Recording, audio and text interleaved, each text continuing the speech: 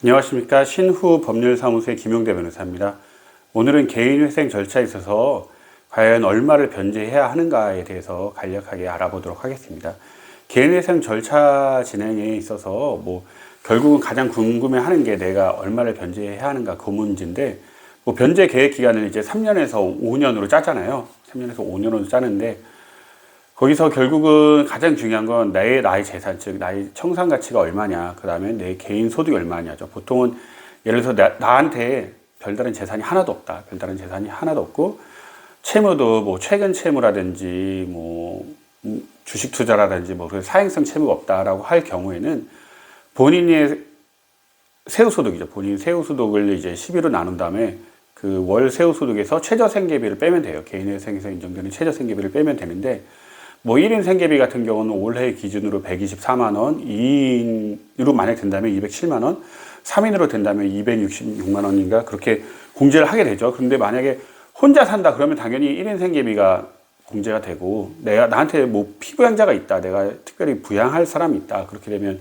2인 생계비라든지 2인 생계비가 다 인정 안 되는 경우도 많아요. 거기서 2인 생계비에서 약간 더 인정되다니 그렇게 해서 공제를 해서 생계비가 반영이 됩니다. 그런 건 거의 고정적이기 때문에 그렇고, 이제 가장 중요한 건 본인의 청산 가치예요. 청산 가치. 청산 가치가 뭐냐면, 쉽게 말씀드리면, 채무자는 쉽게 말씀드리면 내가 당장 파산을 할 수도 있고 개인회생을 할 수도 있잖아요. 근데 내가 당장 파산을 했을 때 채권자한테 돌아가는 돈을 청산 가치라고 알고 계시면 돼요. 당장 나의 재산을, 파산이라는 게 뭐예요?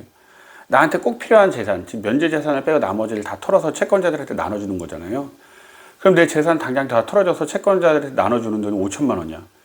그러면 개인회생 3년 동안은 그것보다 많이 변제를 해야 된다는 거예요. 그러면 내가 당장 파산하면 채권자들이 5천만 원을 갚을 수 있어. 그러면 5,100만 원만 갚으면 되나요? 그건 아니고요. 이게 현가율로 계산해요. 왜냐하면 또 파산은 한 번에 변제를 하는 건데, 개인회생은 3년에서 5년으로 나눠 갚잖아요. 그러면 지금 당장 받는 거랑 3년에서 5년 동안 나눠 받는 거는 그 경제적 가치가 다르잖아요. 그래서 이 나눠서 갚는 걸 현재 가치로 환가를 한다는 거예요. 현재 가치로 계산하는 거를 현가율 계산이라고 하는데, 결국은 파산 현가율로 계산할 때보다 파산으로 변제하는, 즉 청산 가치보다 더 높이 변제를 해야 됩니다. 근데 여기서 청산 가치 산정에 있어서 가장 보통 실무적으로 많이 문제가 되는 게 이런 거예요. 내가 집에 살잖아요. 집에 사는데 임차인으로서 임대차 보증금을 넣고 사는 거랑 내 집에서 사는 거랑은 많이 달라요. 내 집에서, 예를 들어서 내 집이 좀 싼 집에 살아요. 1억짜리 집에 산다. 1억짜리 집에 살아요. 그러면 그 1억 전체가 청산가치로 잡혀요. 1억 전체가 청산가치로 잡혀서 변제 기간 동안 3년이나 5년 동안 1억은 무조건 넘게 갚아야 되는 거예요. 근데 내가 벌어서 1억을 어떻게 갚아요? 그죠? 보통은 못 갚겠죠? 보통은 못 갚으니까 결국은 집을 팔아야 되는 거예요. 집을 팔아서 그걸 다 털어서 채권자한테 나눠줘야 되는 거예요. 근데 내가 1억 집에 안 살고 자가가 아니고 임차인이야. 임차인 5천만 원이야. 임차인 보증금 5천만 원에 살아요. 그리고 그게 다 재산이야. 그러면은 면제 재산이라고 해요. 보통 이제 압류금지 채권으로 해서 면제 재산이 인정되는 건데, 이렇게까지 설명하면 복잡하니까 이런 거예요. 내가 임차인으로서 임대차 보증금 5천만 원이 있어, 서울에서. 그러면 이제 채권자들이 그걸 압류를 못 해요. 왜냐하면 그 사람의 최저 생활을 보장하기 위해서 법적으로 어느 지역마다 임대차 보증금은 얼마 이하는 압류가 안 되도록 그렇게 규정이 되어 있어요.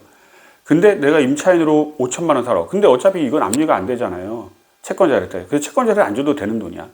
그래서 파산을 하건 개인회생을 하건 이 돈은 청산가치에 반영이 안 돼요. 아까랑 좀 이상하죠. 아까랑 내가 자가에서 1억 살 때랑 임차인으로 5천만 원 살 때랑 임차인으로서 5천만 원을 변제를 안 해도 되는데, 자가에서 1억 살면은 1억을 다 털어서 변제를 해야 되는 거예요. 그게 굉장히 상식적으로는 비합리적이잖아요. 아니, 내가 자가에서 1억 살면 거기서 5천만 원 빼줘야 되는 거 아니야? 라고 생각하시는데 어쩔 수가 없어요. 법이 그래요. 이걸 가지고 굉장히 비합리적이다. 이걸 빼줘야 된다고 주장을 하자. 아니면 가끔가다 이제 변호사 없이 개인회생을 진행하시는 분들이 있어요. 그렇게 해서 혼자 막 주장을 해. 혼자 주장을 하다 결국 다 갚으라고 나오죠. 그게 법이 그렇게 돼 있는데 사법부가 무슨 재량이 있는 건 아니잖아요. 뭐 재량이 법이 약간 애매한 경우에 사법부가 재량을 갖고 있는 거지. 법이 그렇게 정해졌는데 사법부가 어떻게 해요? 그걸 뭐 헌법소원을 제기할 것도 아니고 위헌법률심판이라든지 헌법재판소를 끌고 갈 것도 아니고 그렇잖아요. 그래서 법이란 게 그래요. 그래서 보통은 상담이 들어온다. 상담이 들어오면은 본인의 자가 있으신 분들은 웬만하면 그걸 팔라고 해요. 그 개인회생 신청 전에 팔아서 그 담보 채무, 즉 우선권 있는 채무를 어느 정도 변제를 하고 임차인으로 시작하는 거예요. 임차인으로 들어가서 시작을 해야지 최대한 청산 가치가 낮아지고 변제 자산도 낮아져요. 예. 그렇습니다. 그리고 이제 근로자 말고 사업자들도 좀 약간 그 문제가 있어요. 사업자들 같은 경우는 사업장에 있는 재산이 있고 임대차 보증금이 있잖아요.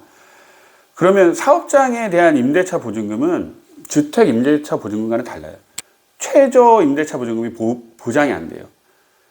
그래서 내가 사업장으로 보증금 5천만 원 있다. 그러면 5천만 원이 청산가치에 반영이 된다는 거예요. 아까는 다른 거예요. 내가 주택 임차인으로서 임대차 보증금이 5천만 원이 있어. 또 상가로서 보증금이 5천만 원이 있어. 그럼 1억이잖아요. 1억인데 주택은 이제 면제재산으로 해서 청산가치에 반영이 안 되는데 상가 5천만 원은 반영이 돼서 5천만 원 이상은 결국은 갚아야 된다는 소리예요. 그러면은 내가 장사가 안 되면은 갚기 어렵겠죠. 그럼 결국 상가를 처분할 수밖에 없어요. 그래서 보통은 이게 좀 그런데 보통 상가가 매우 어렵다. 상가가 매우 어렵다. 그렇게 버리면 상가 자체를 처분을 하고 이제 근로자로서 어디 취업을 한다던가 그렇게 해서 보통 개인회생 하는 분들이 많습니다. 왜냐면 이게 이런 거예요. 내가 그 임대차 보증금이 뭐 어디 1,000만 원 살고 결국 상가에 몰빵을 했어. 이거 상가 하나 살려고. 근데 상가가 보증금 5천만 원이 재산 있고 개인회생 하려면 이게 다 청산가치에 반영돼. 그러면 결국은 3년 안에 이걸 다 못 갚아요. 3년 안에 못 갚고 결국은 이거를 처분할 수밖에 없어요. 상가 자체를. 그렇게 돼버리면은 이 개인회생이 의미가 없잖아요. 사실상 개인회생이라는 게 내가 다시 살아나기 위해서, 회생하기 위해서 하는 건데 이게 무슨 의미가 있습니까? 그러면 차라리 상가를 깔끔하게 정리를 하고 여기서 뭐 담보채무라든지 뭐 조세라든지 뭐 상가를 하시는 분들은 또 세금 미납 같은 게 있으니까 우선되는 채무가 있잖아요. 상가, 조세 채무, 뭐 임금 그런 걸 정리를 하고 임차인으로 구해서 임차인으로 들어간 다음에 청산가치에서 빼주고 그렇게 하는 게 본인 변제 자산을 굉장히 줄여줘요. 이 부분이 실질적으로 가장 실무적으로 많이 문제가 됩니다. 자가가 있느냐, 상인이냐, 뭐 상인이라면 좀 그렇고 저희 말로는 뭐 사업자로서 사업을 하시는 분이냐 아니냐가 문제가 되고 그 다음에 또 청산가치 산정에 있어서 문제가 되는 거는 그 최근 채무와 이제 주식, 코인 등 사행성이라든가 그런 거는 이제 예를 들어 내가 한 달 전에 뭐 1,000만 원을 빌렸어. 1,000만 원을 빌리고 바로 그 다음 달에 회생 신청을 해. 근데 1,000만 원에 대한 소비 자체가 결국은 뭐 대부분 돌려막기겠죠. 그죠? 대부분 돌려막기를 하던가 아니면 뭐 갑자기 뭐 사치성 소비를 하던가 그럴 경우에는 3개월 이내 채무는 최근 채무라고 해가지고 이거를 개인회생에 들어가면 청산가치에 반영돼서 전부 다 갚아야 될 수가 있어요. 전부 다 갚아야 될 수가 있고 주식이나 코인 같은 경우도 마찬가지예요. 원칙적으로는 이게 일반 채무라서 하는데 이것만 완전히 몰빵되어 있는 경우가 있어요. 이것만. 뭐 꾸준하게 뭐 주식이라든가 코인이라든가 그게 불법은 아니잖아요. 사실상 합법적인 투자 방식인데 완전히 이거에 몰빵해서 이것만 해서 이것만 카드 돌려막기 하시는 분들이 있어요. 이런 분들은 매우 위험해요. 이런 분들은 애초부터 회생 자체가 어느 정도 일반적으로 쉽게 통과되진 않아요. 쉽게 통과되진 않고 청산가치 반영이 있어서도 최근에 주식 투자를 했다. 최근에 대출받아서 주식 투자를 했다. 그렇게 돼버리면 청산가치가 물론 결국은 이제 그 사안마다 워낙 사안마다 달라요. 사안마다 달라서 올라갈 수가 있다는 거예요. 물론 그렇다고 무조건 또 안 된다. 이건 일률적으로 말씀드리지 못해요. 왜냐면은 주식 투자를 하던 결국 코인 투자를 하던 결국 이건 합법적인 범위 내에 나의 투자라는 거예요. 근데 결국은 이게 채권자 공공의 이익을 해야 하느냐. 그 통합도서관법상 채권자 공공의 이익을 해야 할 정도로 계속 돌려막으면서 계속 본인도 위험 부담을 떠안고 사행성 투자를 해서 이 채무를 한 번에 날려버리는 게 채권자의 공공을 해야 하는 게 아닌가, 그런 식으로 약간 추상적 판단이 들어갑니다. 이거는 계산적 판단이 아니라 추상적 판단이 들어가서 이거에 대해서 뭐 청산가치가 일률적으로 몇 개월 이내 투자는 다 반영이 된다, 그렇지는 않아요. 그렇지는 않은데 일반적으로 일반 채무, 즉 보통 통상적인 분들의 채무보다는 많이 갚아야 될 수가 있다는 거예요.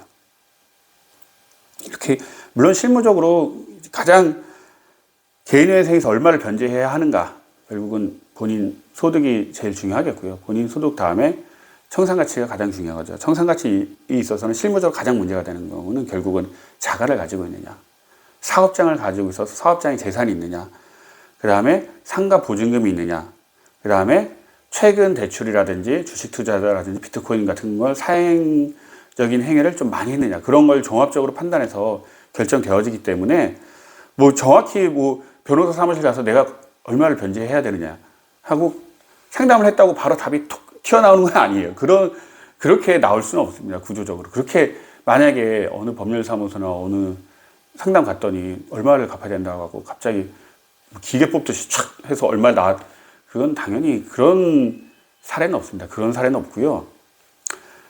법원도 되게 많이 고민을 해요. 이걸 얼마를 갚게 하는 게 가장 적정한 것인가. 특히 아까처럼 뭐 청산가치 같은 경우는 뭐 일률적으로 계산이 된다고 쳐도 뭐 주식이라든지 비트코인이라든지 최근 대출 채무는 어느 정도에서 이걸 협의를 해서 어느 정도 넣어야 되는가, 어느 정도 넣어야지 채권자들도 어느 정도 이익을 보장하면서 이 사람의 이익도 보장을 하느냐. 왜냐하면 결국 회생 아니면은 아무것도 안 하고 회생을 안 시켜주면 채권자들도 불이익해요. 왜냐하면 뭐 회생을 안 하면 채권자들한테 돈이 돌아가나요? 결국 본인 생계비보다 조금 더 버는 사람한테 회생을 안 시켜준다고 채권자들한테 그렇게 많이 돌아가나요? 그건 아니죠. 그건 아니고 결국 회생이란 게 채무자를 위하면서도 채권자들을 위하는 길이라는 거예요. 그래서 이걸 가지고 무조건 안 된다라고 말씀드리지 못하고요.